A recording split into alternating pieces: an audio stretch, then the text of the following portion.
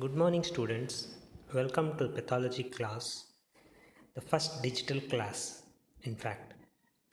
So, today's topic is respiratory tract, gastrointestinal tract, and urinary tract, mainly with respect to cytologic aspects, that is, cytology, study of cells, either from respiratory tract, gastrointestinal tract, or urinary tract. So, if you want to study the cells from a particular organ, you are supposed to know the anatomy of that particular system or organ, because unless you know anatomy, you don't know from where to collect the sample. Okay, so to collect the sample, you should know the basic anatomy of that organ. So, coming to the anatomy of respiratory tract. So, respiratory tract starts from nasal cavity, then pharynx, then larynx, trachea. Trachea divides into many bronchi, and bronchi divides into small bronchioles and end up in a sac-like cavities called as alveoli. Alveoli. So all these tract is lined by epithelium cells. Okay. So these epithelial cells will be shed off, means they will come out to the lumen. Okay, they'll be collected in the lumen, and these cells will tell you about what is happening in the system. So if there is a tumor in any of these areas of the respiratory system, so those tumor cells will fall down into the lumen. Okay, so those cells which have fallen off will be collected by us, and by seeing their morphology we can tell whether it is a tumor or not. If it is not a tumor, then we have to say whether there is infection or not. Okay, so main two diseases that we have to rule out in any system, any organ, is infection and tumors. Infection and tumors. If it is an infection, the cells that are shed off will be normal in morphology, but there will be many inflammatory cells like neutrophils, lymphocytes, macrophages. Okay, in the secretions, like from the nose, if you collect the secretions and you see only inflammatory cells, that means the condition is infection.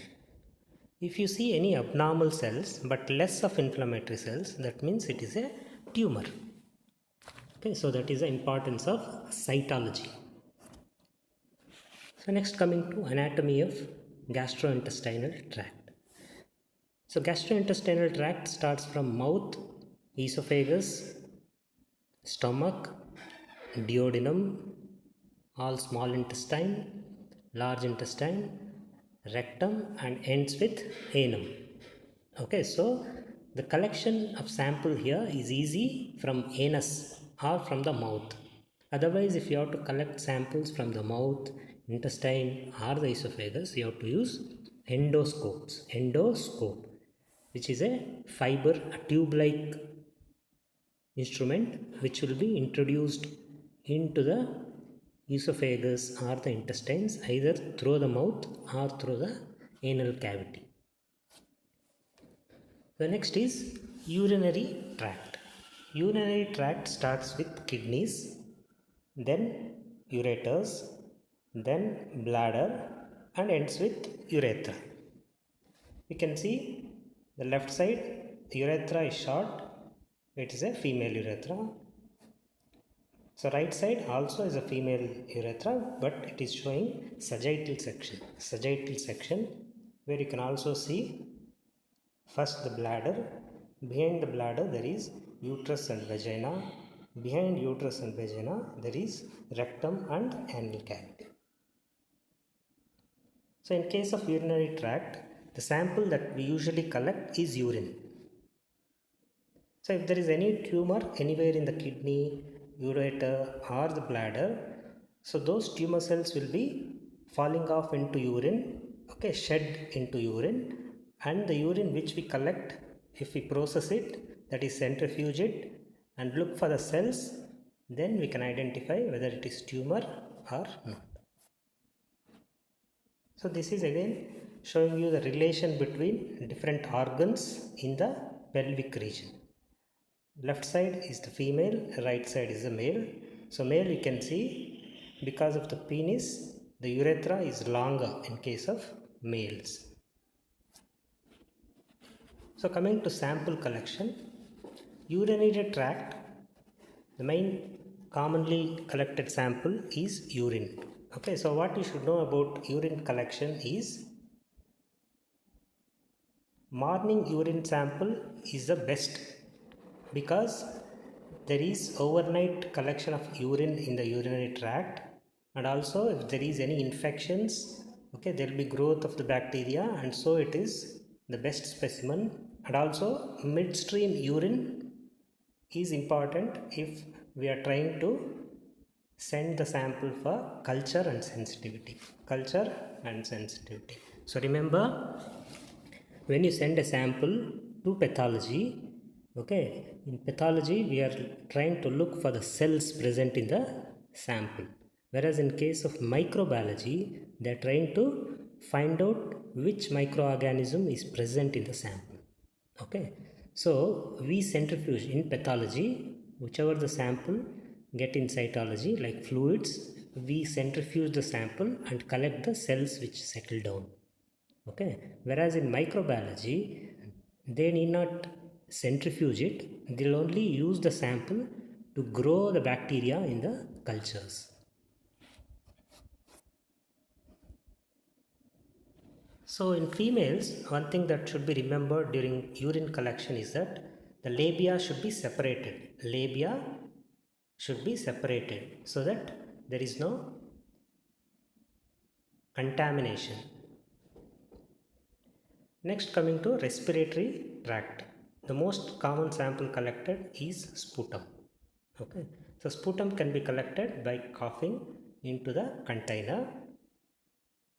Other types of sample that can be collected in respiratory system is bronchoalveolar lavage, pleural fluid, and bronchial aspirations. Swabs are also important in case of respiratory system. Okay, swabs can be taken either from the mouth or from the nose or from the pharynx.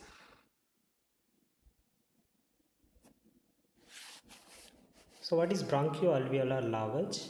So here 100 to 250 ml of saline is used to wash a particular part of the lung.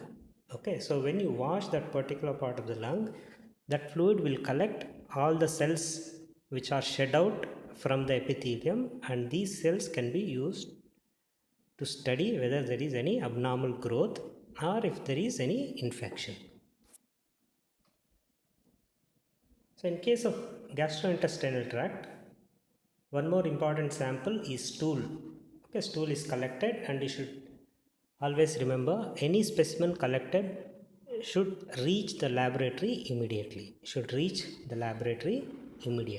Otherwise, there are few chemicals which can be mixed, okay, to increase its travel time.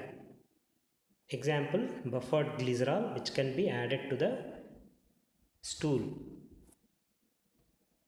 So after the sample collection, it is preparation of the smear. Okay, if it is sputum, you can directly make a smear using the sputum. If it is a fluid, you have to centrifuge the fluid. Okay, from the cells collected in the bottom, you have to make a smear.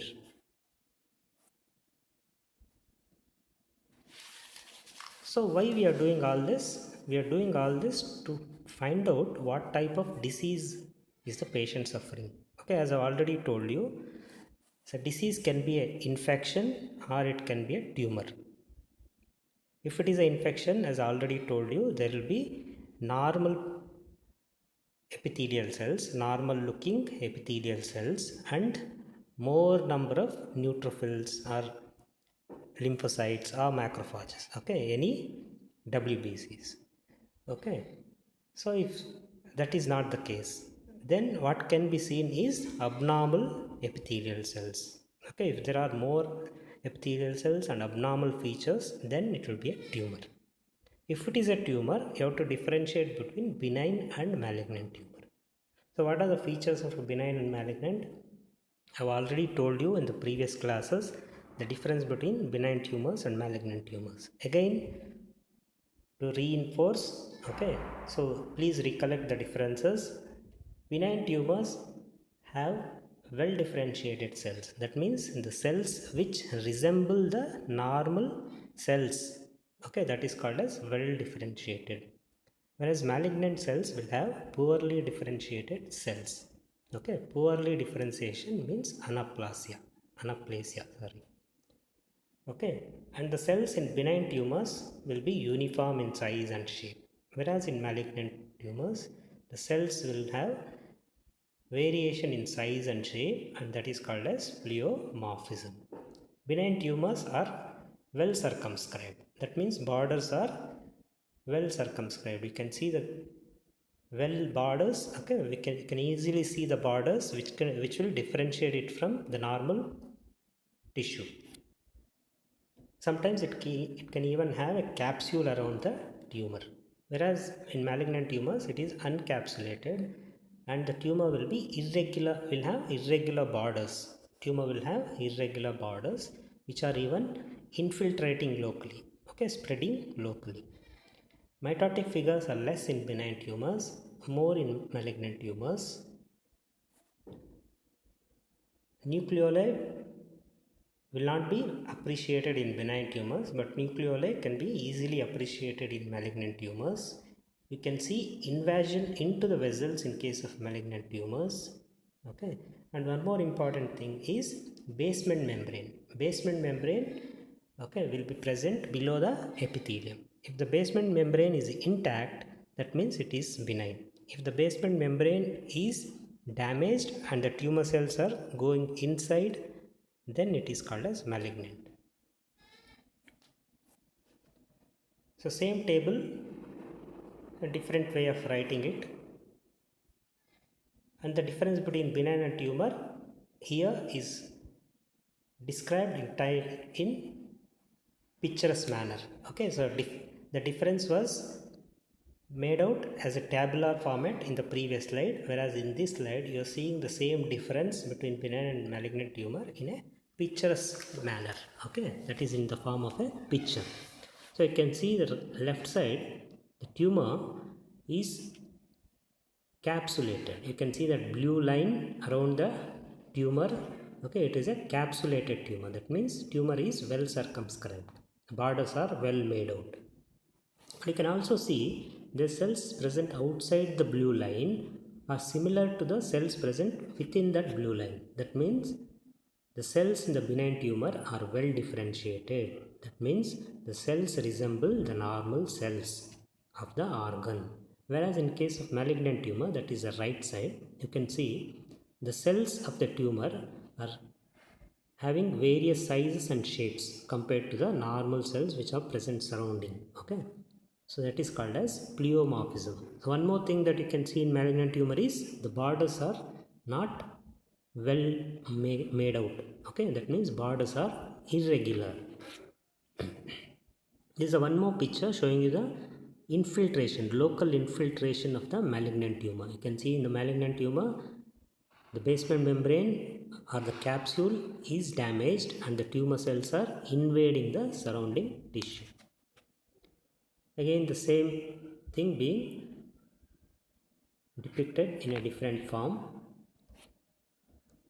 So again, one more diagram showing you the difference between benign tumor and malignant tumor. Okay, so in malignant tumor, one more thing is when you cut the tumor, you can see different types of areas. That means you can see areas of hemorrhage and necrosis in case of malignant tumor. Whereas in case of benign tumor, it will be uniform with no hemorrhage, no necrosis. This is one more diagram showing you the difference between malignant cell and normal cell. Okay, left side you can see the normal cells where the nuclei are small. Okay, nucleocytoplasmic ratio is less. That means nucleus is small in size, so nuclear cytoplasmic ratio is also less.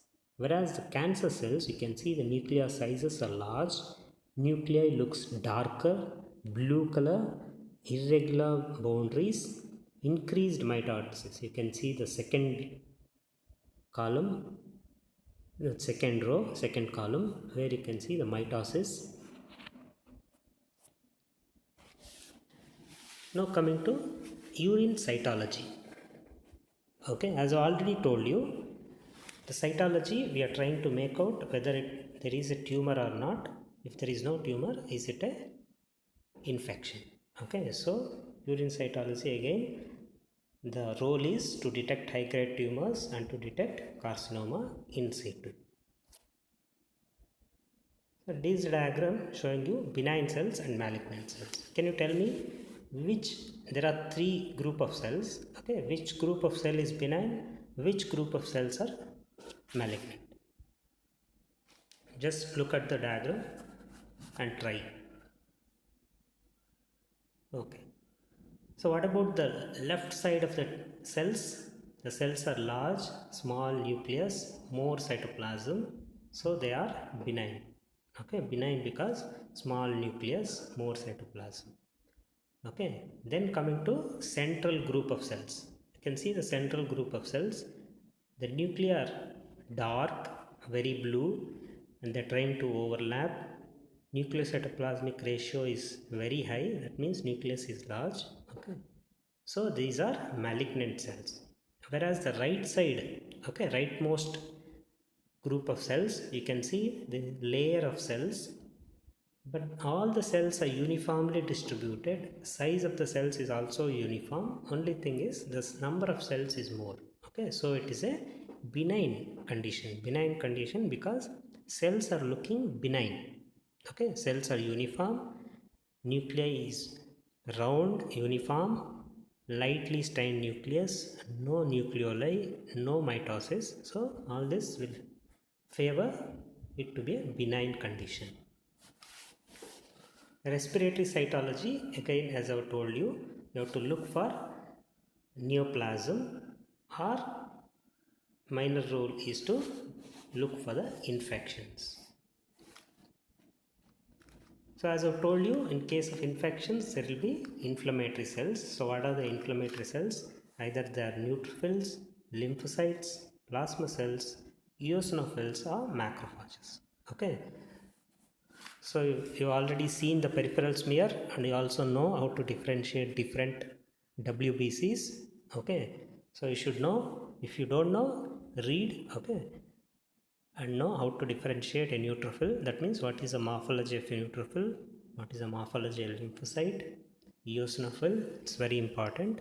Okay, and also remember the difference between benign cell and a malignant cell, and also difference between benign tumor and malignant tumor. Okay, so that's about today's class. So at the end of the class, what I want you to tell is, so remember, cytology, we are collecting the specimen to see the cells. Okay, so cytology, because it's a branch of pathology, we are interested only in the cells. Okay, remember, only in microbiology they are trying to see for the microorganisms. Okay, so whatever the sample we get, we try to see the cells. If the sample is thick like in sputum, you can directly make a smear, stain it, and look under microscope. If it is a fluid, you have to centrifuge the fluid. Okay, supernatant, that is the fluid above can be discarded after centrifugation, and the lower button, okay, which is formed due to deposition, that button will be taken and made into smears. Okay, these smears should be stained. Okay, what are the stains that we use normally? We use hematoxylin and eosin, pap stain, and Giemsa stain. Okay, so these are the three stains that we use in cytology. Okay, thank you.